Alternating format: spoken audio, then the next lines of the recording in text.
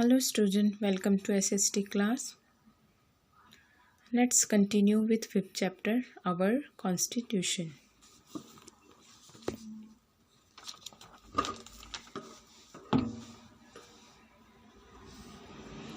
Next point is fundamental rights. The Constitution of India guarantees the citizen of the country some basic rights that cannot be taken away from them. These rights are called the fundamental rights. What are fundamental rights? Some basic rights. Okay, some basic rights are called the fundamental rights.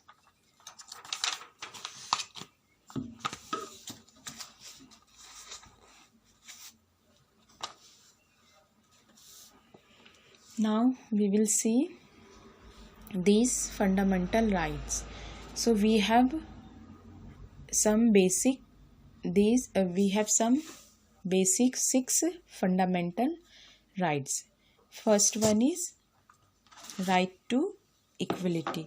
The people of India, whether rich, poor or belonging to any religion, would be treated as equal and would be provided equal protection by the law. Here we see about the right to equality. What does it mean? Here we see that the most basic right to equality is that all the human beings are equal, whether it rich, poor or belonging to any other religion. So no differences should be made between men or women, between people who belongs to different religious caste or region. Next is right to freedom. The Constitution of India provides its citizen the freedom. First, here we will see right to freedom of speech and expression. It means freedom to express and communication. So this is a very important right and we are free to express our views. Next is freedom to assemble peaceable and without arms. So here we see that it means that we have freedom to assemble or gather peacefully without weapons. So if you feel that something is not right or you don't like something which has been done by the government and society, so here we see that you can always protect, that is you can gather peacefully, but how? Without weapon. So whether it is candle march or rally, you are allowed to do this without arms or weapon. Next is right to freedom to form association or union. Here we see that it means you have right to free to form association or union. What does it means? It means that you are not forced to serve any particular section of society. Whether you feel, whatever you feel, you can choose. Okay, you can choose any occupation, professions or business, such as nurse. If you want to become a nurse, it's up to you. If you want to become a doctor, engineer, teacher, like this. So to form right to freedom to form association or union. Next is right to freedom to move freely throughout the territory of India. It means you have right to move freely throughout the India or leave any part of India.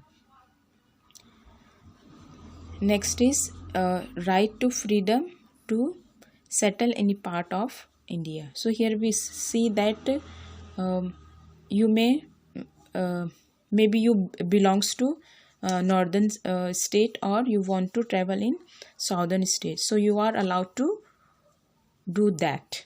You are free to move throughout the India. Next is right against exploitation.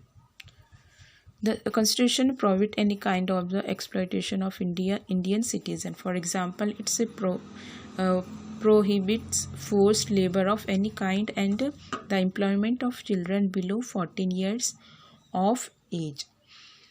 So here we see that this is a very important right, and this right tells us that nobody can force children below 14 years to work. This is illegal under the Constitution of India. Fourth one is right to freedom of religion. People are free to choose and follow any religion. So here we see that about the right to freedom of religion. It means people are free to choose and follow any religion.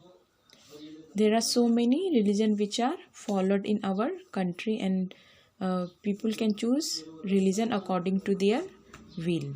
Why? Because we have freedom.